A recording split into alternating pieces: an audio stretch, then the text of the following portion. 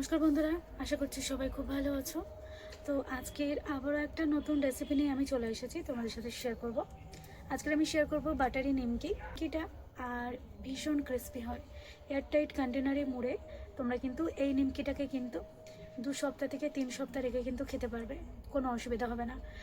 আর রেসিপিটা কিন্তু খুবই চমৎকার হতে চলেছে। তো আজকের রেসিপি যদি ভালো লেগে থাকে তাহলে দয়া করে চ্যানেলটাকে সাবস্ক্রাইব করে আমাকে একটু সাপোর্ট করবে। আসলে আজকে আমার মনটা একদম ভালো নেই। এমনিতে তো দেখতেই পাচ্ছ যে আমাদের মাটির ঘর খুবই করুণ অবস্থায়, আর তার উপরে একটা সোনার একটা ছোট্ট কানের হারিয়ে ফেলেছি, খুবই কষ্ট লাগছে।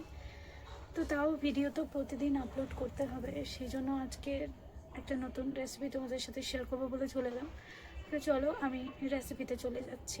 তো এই নিমকিটা শুধু কতটা ক্রিস্পি হয়েছে দেখো, আর টেস্ট কিন্তু তোমরা ভিডিও দেখলেই বুঝতে পারবে।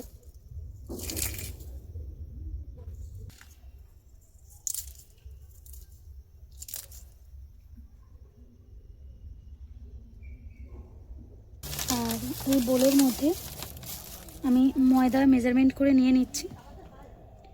আমি এখানে একটা কাপে আমি 2 কাপ পরিমাণ ময়দা নেব। প্রায় 2 কাপ পরিমাণ ময়দা নিয়ে নিয়েছি। এবার এই ময়দার মধ্যে দিয়ে দেবো পরিমাণ মতো লবণ। লবণটাকে ভালোভাবে মিশিয়ে নেব ময়দার সঙ্গে। এবার আমি এখানে বাটার রেখেছি। এই বাটার প্রথমে আমি 1 টেবিল চামচ আর হাফ টেবিল চামচের মতো দিয়ে দিচ্ছি। বাটারটাকে ভালোভাবে মিশিয়ে নেব ময়দার সঙ্গে, হাত দিয়ে যতটা সুন্দর করে মাখানো যায় আর কি। এবার অল্প অল্প করে জল দিয়ে একটা ডো বানিয়ে নেব।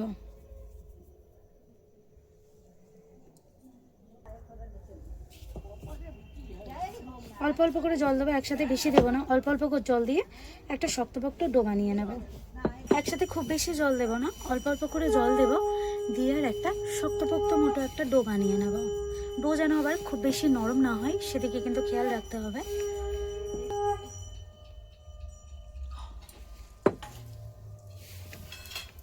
আমার একটা ছোট বাচ্চা আছে, তোমরা তো সবাই জানো, 1-এ পড়ে, এই 7 বছর মতো বয়স। আর আমার হাজব্যান্ড তো প্রাইভেট ফার্মে একটা কাজ করে, বেসরকারি একটা সংস্থানে। তো খুবই কষ্টের উপর দিয়ে সংসারটা চলে আর কি। তার মাঝখানে নিজে হাউস ওয়াইফ, ভাবলাম কিছু একটা করি, সেই জন্য আজকের এই চ্যানেলটা আমি ওপেন করেছি। প্রায় 3 বছর হয়ে গেল, 3 বছরের বেশি, কিন্তু সাবস্ক্রাইবার তো এখনও পর্যন্ত চ্যানেলটা মনিটাইজ হলো না। রেসিপি যদি তোমাদের ভালো লেগে থাকে তাহলে একটাই রিকোয়েস্ট থাকে, একটু চ্যানেলটাকে সাবস্ক্রাইব করে আমাকে একটু সাপোর্ট করবে। এই ডোটাকে রেখে দেব। এখানে দেখো এই মাখাটা মিনিট 10 হয়ে গেছে। মাখাটা দেখো অনেকটা সফট হয়ে গেছে। এবার আমি এটার থেকে ছোট ছোট করে লেচি করব, একদম ছোট ছোট করে করব, কারণ এটা যখন বেলবো তখন অনেকটা বড় হয়ে যাবে, সেই জন্য একটু ছোট ছোট করে বেলবো, এরকম ছোট ছোট লুচির মতো। প্রত্যেকটা মানুষের জীবনে দেখবে অনেক অনেক সমস্যা থাকে, সবার জীবনে আছে, আমার জীবনেও ছিল। সেই সমস্যাগুলো কাটিয়ে এখনো পর্যন্ত এই জীবনটাকে বয়ে নিয়ে যাচ্ছি।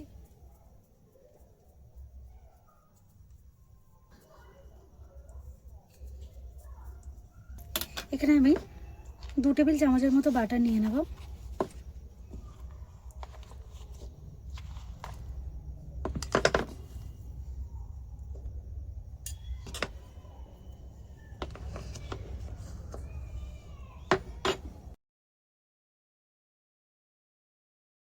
আর 1 টেবিল চামচ দিয়ে দিলাম। তো টোটাল আমি 2 টেবিল চামচ কর্নফ্লাওয়ার দিলাম। এবার এটাকে ভালোভাবে মিশিয়ে নেব। ছেলেটার পরীক্ষা এসে গিয়েছে, এই মাসেই পরীক্ষা, ওই 15-16 তারিখ নাগাদ থেকে শুরু হবে। তো হয়তো কদিন কোনো রেসিপি আপলোড করতে পারবো না, সেভাবে তোমাদের সাথে শেয়ার করতে পারবো না। আর এখন আমি চেষ্টা করছি প্রতিনিয়ত ভিডিওগুলো ছাড়ার, কারণ ভিউজ তো একদমই হয় না, সাবস্ক্রাইবার তো হয়ই না বললে চলে। 3 বছরে 1000 সাবস্ক্রাইবার হয়নি, মানে তোমরা বুঝতেই পারছো যে চ্যানেলটা কতটা ডাউন। চেষ্টা করছি চ্যানেলটাকে এগিয়ে নিয়ে যাওয়ার। এটা কিন্তু সাদা তেলেও করা যায়, কিন্তু সাদা তেলের থেকে এই বাটারটা দিলে কিন্তু এর টেস্ট অনেক বেশি সুন্দর হবে, অনেক টেস্টি হবে।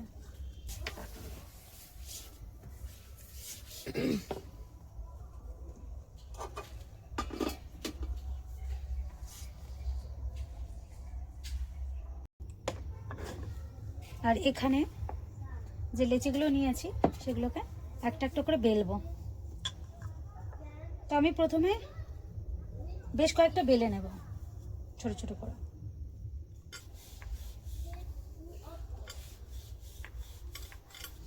প্রথমে দেখো খুব বেশি মোটা করব না, আবার খুব বেশি পাতলা করব না, এরকম টাইপের একটু বেলে নেব। তো চলো আমি একটা একটা করে এরকম রেডি করে নিই।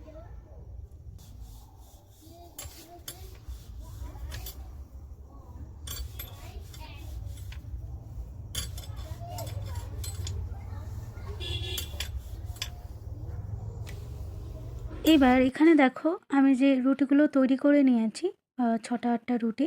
তো সেগুলোকে আমি কিভাবে রেডি করছি দেখো। প্রথমে একটা একটা করে রুটি এরকম নিয়ে নিতে হবে, তারপরে যে বাটার আর কর্নফ্লাওয়ার দিয়ে যে মিশ্রণটা বানিয়েছিলাম সেটা দিতে হবে। তার উপরে শুকনো ময়দা অল্প অল্প করে ছিটিয়ে দিতে হবে।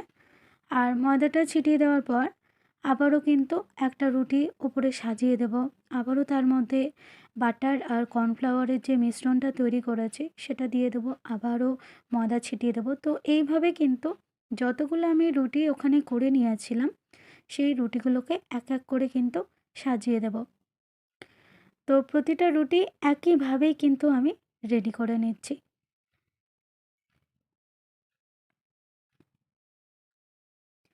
আর সবথেকে শেষে যে রুটিটা দেব, তো এখানে তো সবগুলো এক এক করে দিয়ে দিয়েছি।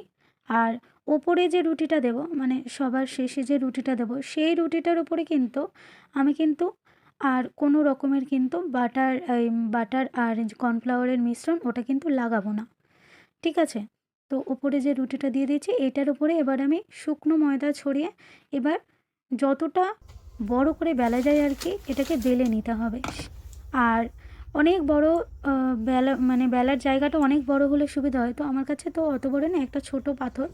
তো আমি এই পাথরে যতটা মোটামুটি ভালোভাবে পাতলা করে বেলা যায় আর কি এটাকে বেলে নিচ্ছি। এই কারণেই কিন্তু ছোট ছোট লেচি করতে হয়, এটা বেললে কিন্তু অনেক বড় হয়ে যাবে। এটাকে পিস পিস করে কেটে নেব। আমি কোনো অংশ এখান থেকে বাদ দেব না, আমি সবটাই পিস পিস করে কেটে নিমকির আকারে ভেজে নেব।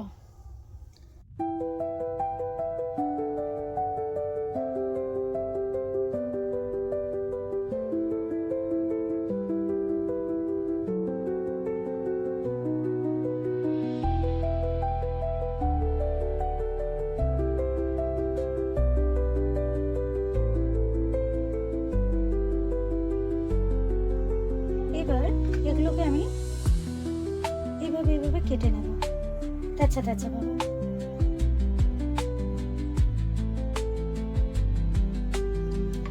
এরকমভাবে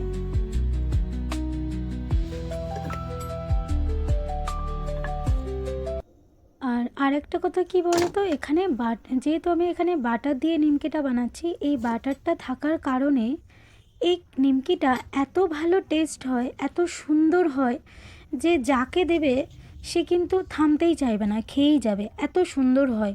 আর এটাকে কিন্তু 2 সপ্তাহ 3 সপ্তাহ 4 সপ্তাহ মানে 1 মাস পর্যন্ত রেখেও কিন্তু এটাকে খাওয়া যাবে, মানে ততটাই ক্রিস্পি থাকবে এটা। তো চলো এভাবে সবগুলো কেটে রেডি করে নেব। এবার এখানে দেখো আমি একটা কড়াই বসিয়ে দিয়েছি। তোমরা আবার ভেবো না যে আমার রান্নাঘর আবার মাটির দেখালাম, আবার টাইলস এলো কী করলে। এটা একটা মানে পেপার কিনেছিলাম অনলাইন থেকে, ফ্লিপকার্ট থেকে কিনেছিলাম। তোমরা যদি চাও এই লিঙ্কটা আমি দিয়ে দিতে পারি, তোমার সাথে শেয়ার করব যদি পছন্দ হয়ে থাকে কারোর। এটা খুব কমের উপরে পেয়েছিলাম আর খুবই সুন্দর ডিজাইন, প্লাস্টিকের উপরে, প্লাস্টিক দিয়ে ঘেরা আছে। সেই প্লাস্টিকের উপরে একটু দেখতে ভালো লাগবে বলে এখানে আমি মানে ওই কাগজটা লাগিয়ে দিয়েছি আর কি, দেখতেও ভালো লাগছে। দেখো যেন মনে হচ্ছে আমার পাকা রান্নাঘর। তো এমনটা কিছুই নয়, এটা প্লাস্টিকের উপর লাগানো আছে, পরে আমি তোমাদের অন্য কোনো ভিডিওতে একটা দেখিয়ে দেবো।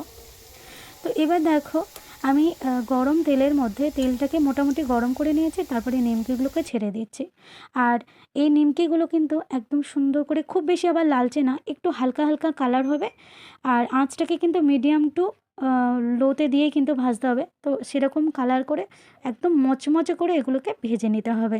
আর তারপরে তেল ঝারিয়ে এগুলোকে, যখনই হয়ে যাবে ভাজা, এগুলোকে তেল ঝারিয়ে আমি কড়া থেকে একটা ছাঁকনি দিয়ে তুলে ফেলবো।